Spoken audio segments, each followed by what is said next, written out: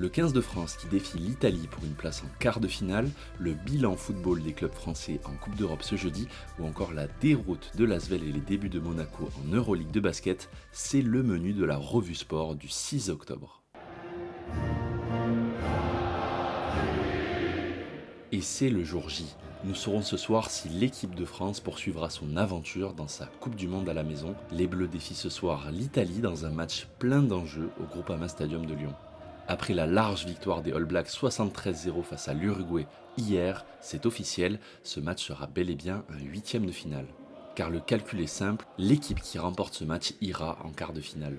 Avec 3 points d'écart en faveur de la France, même une victoire italienne rapportant 4 points, mais de moins de 7 points d'écart qui offrirait donc un point de bonus à la France, ne suffirait pas. La règle de la World Rugby stipule qu'en cas d'égalité de points entre deux équipes, c'est la confrontation directe qui les départage et non la différence de points. Il n'y a donc pas de question à se poser pour les hommes de Fabien Galtier, il faut gagner. C'est donc l'artillerie lourde qui a été déployée par le sélectionneur. L'équipe type est là avec le retour de l'indispensable Grégory Aldrit, blessé depuis le match d'ouverture contre les All Blacks. Seule grande absence, celle du maître à jouer Antoine Dupont qui est ménagé afin de réunir toutes les chances de pouvoir le voir en quart de finale. Il est ainsi suppléé par Maxime Lucu qui formera une charnière 100% bordelaise avec son coéquipier en club, Mathieu Jalibert. Rendez-vous ce soir 21h pour ce dernier match de la poule A. Les Marseillais peuvent être déçus de la physionomie du match.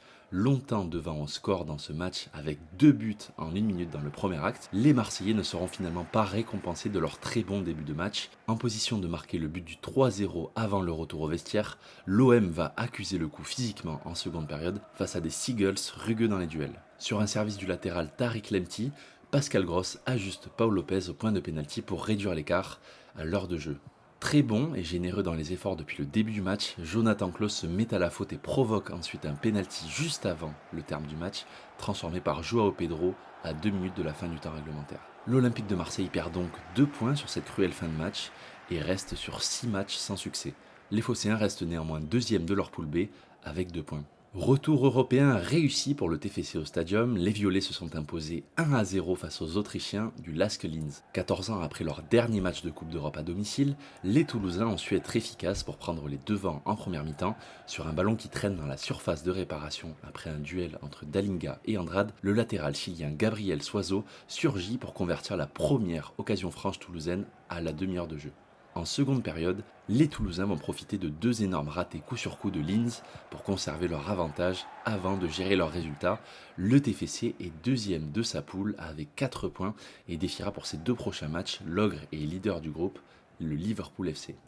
Le Stade Rennais pourra avoir des regrets. Malgré une première mi-temps difficile pour les Bretons, ponctuée par un but d'Alexander Sorlos pour Villarreal, les hommes de Bruno Genesio ont poussé pour revenir au score dans le second acte sans succès. Et l'histoire aurait pu être belle pour Martin Terrier, l'attaquant qui faisait son retour sur les terrains après 9 mois d'absence, a raté le pénalty de la gagne. Entré à 10 minutes du terme, Terrier aurait pu faire le plein de confiance dès son retour et permettre aux Rennais de conserver leur première place dans cette poule F. Il pointe actuellement à la 3e place du groupe avec 3 points, derrière Villarreal et le Panathinaikos. Un petit point, et puis s'en va. Tenus en échec par un club féroïen de Klaksvik largement à leur portée, les Lillois repartent avec une mauvaise opération des îles Féroé. Après une première mi-temps stérile en occasion, les Dogs sont revenus avec de meilleures intentions sans trouver la faille.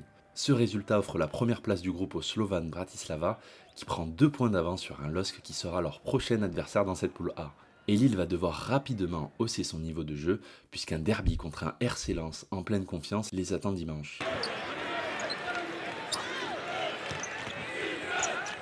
La campagne européenne débute mal pour Lyon-Villeurbanne, les Gaunes se sont largement inclinés 94-73 en terre serbe face à l'Étoile Rouge. Déjà nettement battue par Saint-Quentin ce week-end, 71-91, l'équipe menée par Tony Parker souhaitait réagir. Malgré de belles intentions offensives, la défense lyonnaise n'a malheureusement jamais été au rendez-vous, à l'image des 6 premières possessions serbes qui se sont conclues par autant de paniers, dont 5 à 3 points. Une mauvaise défense qui permet à l'Étoile Rouge de rapidement s'envoler dans le premier quart-temps, 29-10, et d'asseoir leur maîtrise à la mi-temps, 52-31. On retiendra quand même le bon match de Geoffrey Lauvergne, 18 points, 6 rebonds, et le fait que l'Asvel a marqué le même nombre de points que leur adversaire serbe en deuxième mi-temps. Les Lyonnais vont rapidement devoir réagir pour atteindre leur objectif de play-off dans cette Euroleague. et cela passera par un succès impératif face à un autre club serbe, le Partizan Belgrade. C'est avec un nouveau statut que l'AS Monaco retrouve la scène européenne ce soir à Valence. Troisième de la précédente Euroleague et solide champion de France, les Monégasques entendent bien réitérer leur belle épopée européenne de l'an dernier. À titre informatif, cela faisait 26 ans qu'un club français ne s'était pas hissé dans le Final Four de la compétition. Alors pourquoi ne pas rêver à Monaco? D'autant plus que l'effectif s'est bien renforcé cet été, avec notamment l'arrivée remarquée de Kemba Walker. L'homme aux 4 caps en NBA All-Star vient renforcer une ligne arrière fournie et peut faire très mal aux adversaires dans un bon état de forme. Rendez-vous ce soir à 20h30 pour les premiers pas de Monaco dans l'Euroleague 2023-2024.